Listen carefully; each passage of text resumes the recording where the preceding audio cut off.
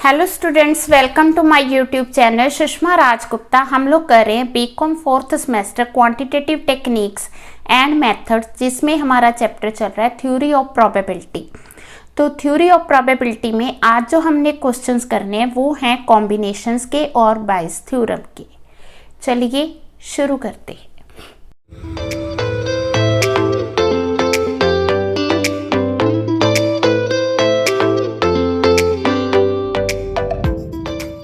हाँ जी, सबसे पहले कॉम्बिनेशन थ्योरी हम करेंगे। तो कॉम्बिनेशन थ्योरी हम कब यूज़ करते हैं? जब जो है न्यूमेरिकल इवेंट्स बहुत कॉम्प्लेक्स हो जाती है, उनको इजी वे से सॉल्व करना मुश्किल हो जाता है, देन हम कॉम्बिनेशन थ्योरी यूज़ करते हैं। तो कैसे केसेस में हम कॉम्बिनेशन थ्योरी यूज़ करते हैं? जैसे हमें क्वेश्चन दिया है कि एक बैग है, उसमें 8 ब्लैक बॉल्स हैं और वाइट बॉल्स हैं 4, ठीक है, जिसमें से हमने 5 बॉल्स ड्रॉ की हैं। व्हाट इज़ द प्रोबेबिलिटी कि जो हमने 5 बॉल्स ड्रॉ की हैं उसमें 3 बॉल्स ब्लैक हैं और 2 वाइट है। तो इस केस में हम कॉम्बिनेशन बड़े इजी वे से सॉल्व कर सकते हैं। पहले तो हमें पता होना चाहिए कि हमारे पास जो टोटल बॉल्स हैं वो कितनी है। टोटल बॉल्स हमारे पास 12 है, ठीक है। अब हमने 12 में से कितनी बॉल्स ड्रॉ की हैं? 5 बॉल्स ड्रॉ की हैं, ठीक है। तो हमने जो बॉल्स ड्रॉ की हैं, 5 बॉल्स ड्रॉ करने की प्रोबेबिलिटी कैसे कैलकुलेट करेंगे? 12C5, ठीक है। अब हमने ये अज्यूम करना है कि जो ब्लैक बॉल्स ड्रॉ की हैं उसमें से 8 में से 3 बॉल्स जो हैं वो ब्लैक बॉल्स हैं।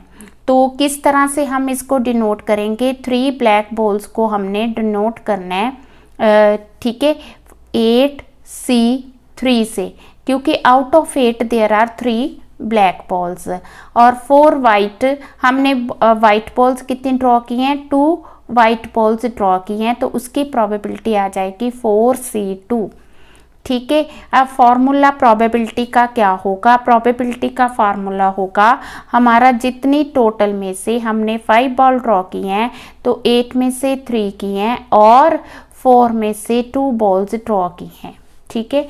अब इसको सॉल्व कैसे करते हैं? ठीक है, पहले हम सॉल्व करना सीखते हैं। पहले हम सॉल्व करेंगे 8C3 को, ठीक है। जब हमने इसको सॉल्व करना है तो हमने लिखना कैसे है? 8 factorial over 8 minus 3 5 factorial into 3 factorial. यहाँ तक ओके हो गया। अब फैक्टोरियल का मतलब क्या है? फैक्टोरियल का मतलब है 8 into 7 into 6 into 5 into 4 into 3 into 2 into 1। Means हमने इसको कहाँ तक लेके जाना है? 1 तक लेके जाना है, डिसेंडिंग ऑर्डर में। 5 फैक्टोरियल का मतलब 5 इंटू 4 इंटू 3 इंटू 2 इंटू 1। और 3 फैक्टोरियल का मतलब है 3 इंटू 2 इंटू 1, ठीक है। ये 5 फैक्टोरियल है, ये 5 फैक्टोरियल, ये आपस में कैंसिल हो गया। 3 2s 6, ये 6 के साथ कैंसिल हो गया। तो इसकी जो वैल्यू आ गई दैट इज़ 56 पॉइंट। समझ के इस तरह से हमने सॉल्व करना है। अब हम बात करेंगे किसकी? 4C2 की। 4C2 किस तरह से सॉल्व करेंगे? 4 factorial over 4 minus 2 2 factorial 2 factorial, ठीक है। अब इसको एक्सपेंड करना है, तो एक्सपेंड कैसे करेंगे? 4 into 3 into 2 into 1 over 2 into 1 into 2 into 1, ठीक है जी। तो 2 इंटू 1 कैंसिल हो गया, ये 2 आ गया, तो इसकी वैल्यू आ गई 3 2s 6, ठीक है। अब किसको सॉल्व करेंगे? 12C5 को। तो 12C5 किसके इक्वल आएगा? देखो 12C5, ठीक है। 12 factorial over 7 factorial 5 factorial. 7 factorial बड़ा ना, अब इसको थोड़ा इजी वे से बता रही हूँ। 12 into 11 into 10 into 9 into 8 into 7 6 5 की बजाय मैं 7 फैक्टोरियल लिख दूँ, क्योंकि नीचे भी हमारे पास 7 फैक्टोरियल है, ये आपस में कैंसिल हो जाएगा। अब 5 फैक्टोरियल को एक्सपेंड कर दो, 5 4 3 2 1, ठीक है जी। तो ये आ गया 5 इंटू 4, 5 इंटू 2 10 आ गया, ठीक है जी। और 4 2s 8, 3 3s 9। तो अब हम इसको मल्टीप्लाई करेंगे। हाँ जी, ये आ गया 792। क्लियर है। अब हमने इन तीनों को सॉल्व कर लिया तो प्रोबेबिलिटी बहुत ही इजी होगी। तो फर्स्ट की वैल्यू आ गई 56, सेकंड की वैल्यू आ गई 6 और इसकी वैल्यू आ गई 792। ठीक है जी। तो 6 1s दा 6, 6 3s दा 18, 6 2s आ गया। ठीक है, तो इसको हमने आपस में कैंसिल कर, हाँ जी 4 14 आ गया, 4 33 आ गया। तो आंसर आ गया हमारा 14/33। तो इस तरह के क्वेश्चंस हम कैसे करेंगे, कॉम्बिनेशन से करेंगे। हाँ जी, एक और एग्जांपल कर रहे हैं। तो इसमें क्या है कि एक बॉक्स है, बॉक्स में हमारे पास 5 वाइट बॉल्स है, 7 रेड बॉल्स है और 4 ब्लैक बॉल्स है। What is the probability if 3 balls are drawn. पहले हम अलग अलग केसेस करेंगे। पहला केस कर रहे हैं ऑल 3 बॉल्स आर वाइट, कि तीनों की तीनों वाइट है। ठीक है, पहले तो हम टोटल नंबर ऑफ वेज लेंगे कि टोटल नंबर ऑफ वेज इसमें कितने बनेंगे। टोटल नंबर ऑफ वेज पूरे क्वेश्चन में कितने होंगे, 5 + 7 12 + 4 16। ठीक है, तो 3 बॉल्स ही ड्रॉ करनी है तो 16C3 बनेंगे। ठीक है, now first is 3 balls he draw करनी, पूरे क्वेश्चन में कॉम्बिनेशन अलग अलग होगा तो टोटल जो है वेज बनेंगे 16C3। अब है कि तीनों की तीनों वाइट है। ठीक है, तो first is probability getting all balls are white. All मतलब 3 balls, all the 3 balls are white. ठीक है, टोटल वाइट बॉल्स कितनी है 5C3 ओवर 16C3। ठीक है, पहले तो मैं 16C3 को सॉल्व करती हूँ। 16C3 को सॉल्व करना है 16 factorial over 16 - 3 13 factorial into 3 factorial. इसको मैं ऐसे लिख दूँ 16 15 14 13 फैक्टोरियल। फैक्टोरियल क्यों लिखा, क्योंकि मैंने 13 फैक्टोरियल से इसको कैंसिल करना था। ठीक है जी, अब ये 13 फैक्टोरियल कैंसिल हो गया, 3 2s दा 6, ये आ गया 5 और ये आ गया 7। तो जब हमने मल्टीप्लाई किया तो मल्टीप्लाई करने से ये किसके इक्वल आ गया 56 560। ठीक है जी, तो नेक्स्ट हम करेंगे 5C3। तो 5C3 हम किस तरह से सॉल्व करेंगे, 5C3 5 factorial over 2 factorial 3 factorial. अब हम क्या करेंगे 5 × 4 × 3 फैक्टोरियल ओवर 3 फैक्टोरियल को एज इट इज लिखेंगे और 2 × 1 कर देंगे। ठीक है जी, तो ये आ गया 10।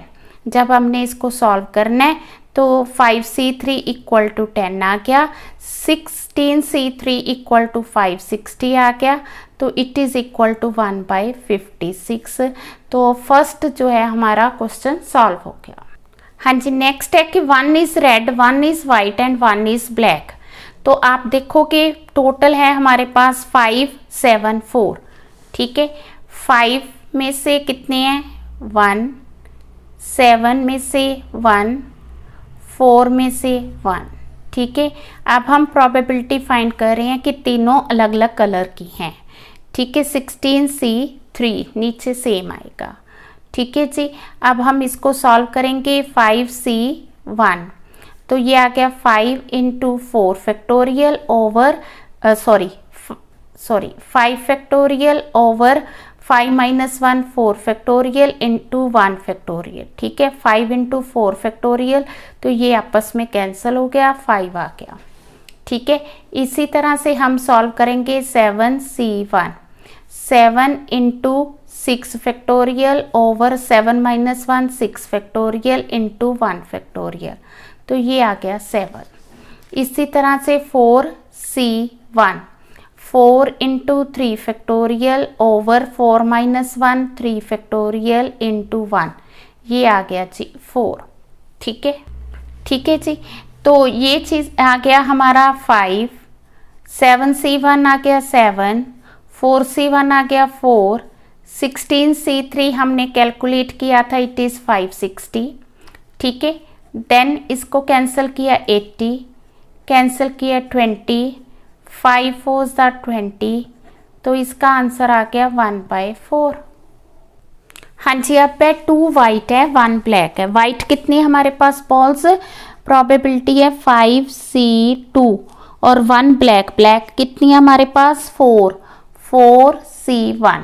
ठीक है जी, divided by 16C3। Total balls हमने 3 ही लेनी है आउट ऑफ 16। ठीक है जी, तो 5C2 की प्रोबेबिलिटी आएगी 5 × 4 × 3 फैक्टोरियल ओवर 5 - 2 3 फैक्टोरियल × 2 × 1। ठीक है जी, तो it is equal to 10। 4C1 की प्रोबेबिलिटी हम निकाल चुके हैं, इसकी वैल्यू आएगी 4। ठीक है, क्लियर है। तो अब हमारे पास वैल्यूज़ आ गई, तो इसकी वैल्यू आ गई 10, 4C की 4, इनकी वैल्यूज़ 5 60। ठीक है जी, 4 14 आ गया, 1 5 14। This is the answer. तो कॉम्बिनेशन जो है क्वेश्चन को इजी बना देता है। हाँ जी, नेक्स्ट क्वेश्चन हमें दे दिया, नेक्स्ट पार्ट ही है इसी क्वेश्चन का। The balls are drawn in order of white red and black. ठीक है, अब इस सीक्वेंस में हमने ड्रॉ करनी है, तो यहाँ पे कॉम्बिनेशन अप्लाई नहीं होगा, तो यहाँ पे वही मल्टीप्लाई का रूल अप्लाई होगा, क्योंकि हमने विदाउट रिप्लेसमेंट जो है बॉल्स ड्रॉ किए हैं। तो हमारे पास टोटल 16 बॉल्स हैं। ठीक है, तो पहले हमने ड्रॉ की white ball, probability of getting first white is 5/16। ठीक है, now the balls are left 15। ठीक है, second we are getting red ball, probability of getting red ball is 7/15।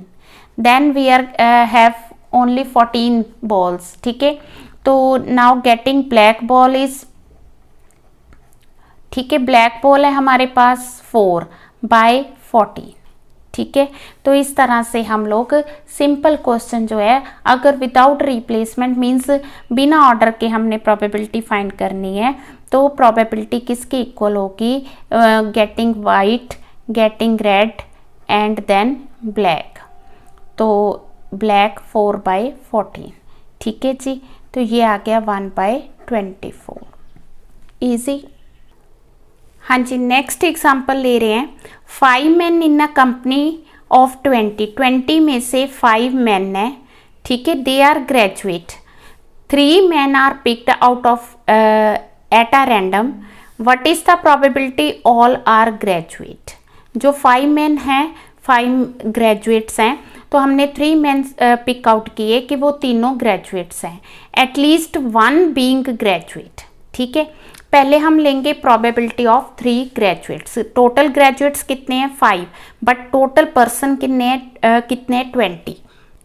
हाँ जी, प्रोबेबिलिटी ऑफ 3 ग्रेजुएट्स की प्रोबेबिलिटी आएगी हमारे पास 5 में से 3 मैन आर ग्रेजुएट। ठीक है, टोटल है 20 में से 3 आएगा। ठीक है जी, टोटल वेज है 20C3। ठीक है, तो पहले 5C3 को सॉल्व करें। 5C3 5 factorial over 2 factorial into 3 factorial. ठीक है, 5 × 4 × 3 फैक्टोरियल ओवर 3 फैक्टोरियल इंटू 2 × 1। ठीक है जी, तो ये आ गया हमारा 10। 20C3 आ गया 20 × 19 × 18 × 17 फैक्टोरियल ओवर 17 फैक्टोरियल इंटू 3 × 2 × 1। ठीक है जी, 3 2s दा 6, 3s दा। ठीक है जी, तो ये आ गया इक्वल टू 1140। ठीक है, ऊपर आ गया 10, नीचे 1140 डिनोमिनेटर में, तो it is equal to 1/14। So simple. ठीक है, सेकंड क्वेश्चन उसने पूछा है एटलीस्ट 1 बीइंग ग्रेजुएट। एटलीस्ट वाला क्वेश्चन हमने पहले भी किए थे। पहले आप प्रोबेबिलिटी निकालोगे 0 ग्रेजुएट की, कि कोई ग्रेजुएट नहीं है। ठीक है, 0 ग्रेजुएट है, तो ग्रेजुएट 5 थे ना आउट ऑफ 20, तो 15 ऐसे हैं जो ग्रेजुएट नहीं है, तो हम ये मान के चलते हैं कि कोई भी ग्रेजुएट नहीं है। ठीक है, तो 15C3 की वैल्यू निकाल लें। 15C3 आ गया 15 factorial over 15 minus 3 12 factorial into 3 factorial, ठीक है। इसको मैं 15 14 13 12 फैक्टोरियल कर दूँ। 12 के साथ 12 कैंसिल हो गया, 3 2 1, ठीक है। 3 2 6, 3 ये 5 के साथ कैंसिल हो गया और 2 7 के साथ कैंसिल हो गया, ठीक है जी। तो आ गया हमारा, हाँ जी, ये आ गया हमारे पास 455 डिवाइड बाय 1140, ठीक है। तो ये आ गया 5 2 10, 5 2 10 228। This is the answer, not, this is not answer, क्योंकि हमने तो अभी 0 की प्रोबेबिलिटी फाइंड की है। We are to find the probability of at least 1। तो हम कैसे करेंगे, 1 माइनस प्रोबेबिलिटी ऑफ 0 ग्रेजुएट। जब हम इसको 1 में से माइनस करेंगे तो वो एटलीस्ट 1 की प्रोबेबिलिटी आएगी, ठीक है। तो 1 माइनस 91 बाई 228, तो ये आ गया 137 228। दिस इज द आंसर, ठीक है जी। जब हमें एटलीस्ट का क्वेश्चन आ जाए, पहले आपने 0 की या नन की प्रोबेबिलिटी फाइंड करनी है, फिर उसको 1 में से माइनस करना है, तो वो प्रोबेबिलिटी आएगी एटलीस्ट 1 की, ठीक है जी। हाँ जी, नेक्स्ट हमारा टॉपिक है बेस थ्योरम। बेस थ्योरम जो है ब्रिटिश मैथमेटिशियन थॉमस बेस के नाम पे जानी जाती है और ये 1763 में जो है पब्लिश की गई। बेस थ्योरम जो है इसको हम थ्योरम ऑफ इनवर्स प्रोबेबिलिटी भी कहते हैं। इनवर्स क्यों कहते हैं, मान लो किसी फैक्ट्री में 2 मशीन्स हैं, A1 और A2, दोनों मैन्युफैक्चरिंग कर रही हैं गुड्स को, ठीक है। मशीन A1 A2 जो है 70% 30% गुड्स को मैन्युफैक्चर करती हैं और जो वो गुड्स मैन्युफैक्चर कर रही हैं उसमें 5% और 3% जो है डिफेक्टिव गुड्स है, ठीक है। सपोज कोई हम आइटम सेलेक्ट करते हैं और वो डिफेक्टिव है। आइटम सेलेक्ट करने पे पता चला कि वो डिफेक्टिव है और हमें ये पता करना है कि जो डिफेक्टिव आइटम है वो मशीन ए से है, A1 से है या A2 से है। यानी कि जहाँ से चीज़ बननी शुरू हुई हमें रिवर्स जाना है, तो रिवर्स जाना है तो वहाँ पे मतलब बेस थ्योरम काम करती है, ठीक है। इसी तरह से एक और एग्जांपल है कि किसी एक बॉक्स में बॉल्स दी हुई हैं, 4 ब्लैक बॉल्स है, 6 वाइट बॉल्स है। हमने एक बॉल ड्रॉ की, ठीक है, और वो जो बॉल ड्रॉ की है वो ब्लैक है, ठीक है। अब हमने प्रोबेबिलिटी फाइंड करनी है कि जो ब्लैक बॉल हम ड्रॉ कर चुके हैं वो कौन से अर्न से है, फर्स्ट से है या सेकंड से है। तो इसको हम किस तरह से फाइंड कर सकते हैं, बेस थ्योरम से। मतलब अगर हमने इनवर्स जाना है, ठीक है, तो उस केस में बेस थ्योरम हमारी मदद करती है प्रोबेबिलिटी फाइंड करने में। हाँ जी, बेस थ्योरम से क्वेश्चन कैसे सॉल्व करना है तो हम सीधा क्वेश्चन से करते हैं। तो फर्स्ट एग्जांपल है, in a bolt factory machine ABC manufacture 25%, 35%, 40% of the total manufacturing of their output 542% are defective bolts. A bolt is drawn at random. You are to find whether it is defective. ठीक है, और ये जो bolt हमने draw किया वो defective है। What is the probability it is manufactured by machine C? We are to find कि वो C मशीन से आया है, ठीक है। तो सबसे पहले हम ये मान के चलते हैं ABC events of drawing a bolt produce by A, B और C respectively, D be the event of defective. D को हम क्या मान के चल रहे हैं कि वो डिफेक्टिव है। हाँ जी, वी आर गिवन इंफॉर्मेशन, हमें क्या दिया गया है, हमें दिया गया है कि जो मशीन जो है A, ठीक है, A की जो मैन्युफैक्चरिंग है वो कितनी है, दैट इज़ 25%, ठीक है। इसको हम 25/100 भी लिख सकते हैं, 0.25 भी लिख सकते हैं। अब है कि मशीन B की मैन्युफैक्चरिंग, इसे हम 35% कहते हैं। इसको 35/100 भी लिख सकते हैं और 0.35 भी लिख सकते हैं। देन आके 40%, ठीक है, 40/100, तो इसको हम 0.40 लिख सकते हैं। नाउ कंडीशनल प्रोबेबिलिटी, कंडीशनल क्या है कि जो डिफेक्टिव की हमें प्रोबेबिलिटी दी हुई है वो है probability defective out of A। तो फर्स्ट मशीन की हमें दी है 5%, 5% का मतलब है 5/100 या इसको 0.05 भी लिख सकते हैं। Probability defective that depends upon B.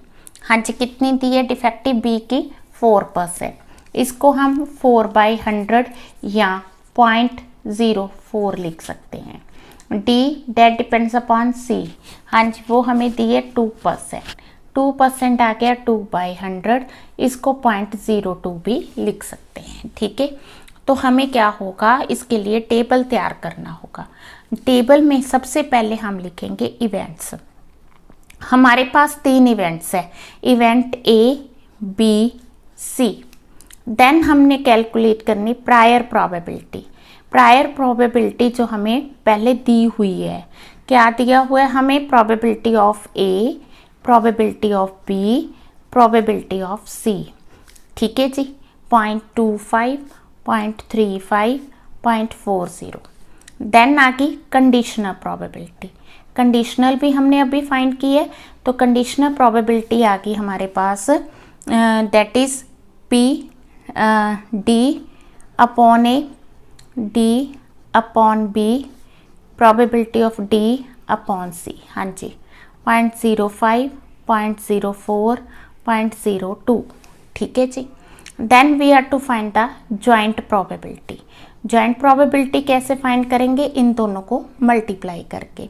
0.25 into 0.05 is equal to 0.0125। ठीक है, 0.35 इंटू 0.04 इज इक्वल टू 0.014।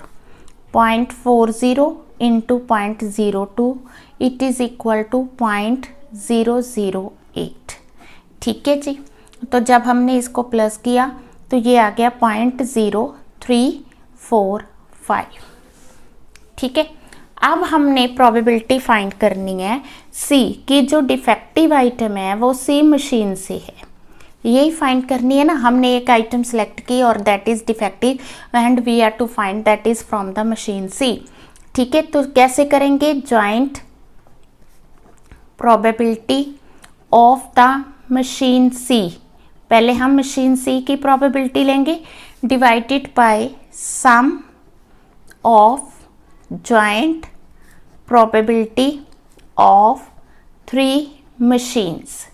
ठीक है, अगर आपने बी की फाइंड करनी है तो ऊपर बी की मशीन लोगे, अगर ए मशीन की है प्रोबेबिलिटी तो ए लोगे। ठीक है, तो यहाँ पे प्रोबेबिलिटी सी, हाँ जी सी की प्रोबेबिलिटी है हमारी 0.008, 0.008 और सम आ गया 0.0345।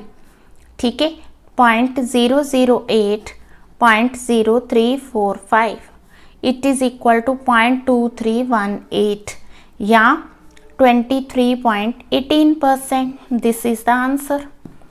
ठीक है, अब आपको ये भी क्लियर हो गया बेस थ्योरम हमने किस केसेस में यूज करना है, और सेकंड ये क्लियर हो गया करना कैसे, बहुत इजी है। हाँ जी, इसी का एक और एग्जाम्पल है। An insurance company ensure 2000 scooter drivers, 4000 car drivers, 6000 truck driver. Probability accident involving scooter driver, car driver, truck driver is 0.01, 0.03, 0.15. One of the insured driver met with an accident. What is the probability he is a car driver? ठीक है, so let A1 represent the scooter driver, A2 represent car driver and A3 represent truck driver. ठीक है जी। हाँ जी, probability accident of scooter driver, scooter driver की probability है 2000 divided by 2000 plus 4000 plus 6000, it is 2000 divided by 12,000, it is 1/6. Probability second car driver की 4000 divided by again 12,000, तो it is 1/3. Probability of truck driver 6000 divided by 12,000, it is 1/2. ठीक है जी। Then आ गई probability of B that depends upon A1. It is given in the question 0.01. Probability B that depends upon A2, it is 0.03. Probability of B that depends upon A3, it is 0.15. ठीक है, अब हम क्या करेंगे, table तैयार करेंगे। तो there are 3 events, event A1, A2, A3, then there is prior probability. Prior probability आ गई हमारे पास 1/6, 1/6, 1/3, 1/2। ठीक है जी। देन आ गई कंडीशनल प्रोबेबिलिटी, कंडीशनल प्रोबेबिलिटी, ठीक है, 0.01, 0.03, 0.15। ठीक है जी। देन आ गई जॉइंट प्रोबेबिलिटी। हाँ जी, जॉइंट प्रोबेबिलिटी आ गई 1/6 इंटू 0.01, ठीक है, 2/6, 1/3 इंटू 0.03, 1/2, 0.15। ठीक है, तो ये आ गई 0.01/6, ठीक है, 0.03/3 एंड देन 0.15/2। ठीक है। नेक्स्ट हमने क्या करना है, मल्टीप्लाई करके फिर इनको प्लस करना है। जब हमने इनको प्लस किया, ठीक है, प्रोबेबिलिटी ऑफ बी कितनी आ गई, दैट इज 0.52/6।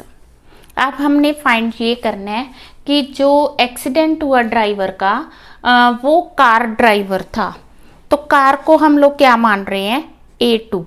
ठीक है, तो हमें करना क्या है, फॉर्मूला क्या होगा, probability of A2 that depends upon B।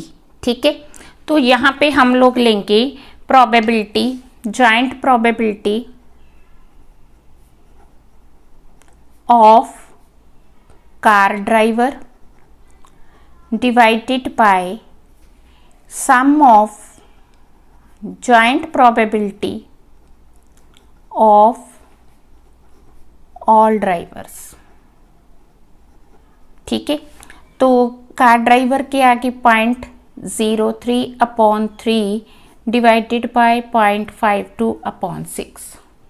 हाँ जी, ये आगे 0.03/3 इंटू 6/0.52, तो ये 0.03/26, 3/26 इज द आंसर।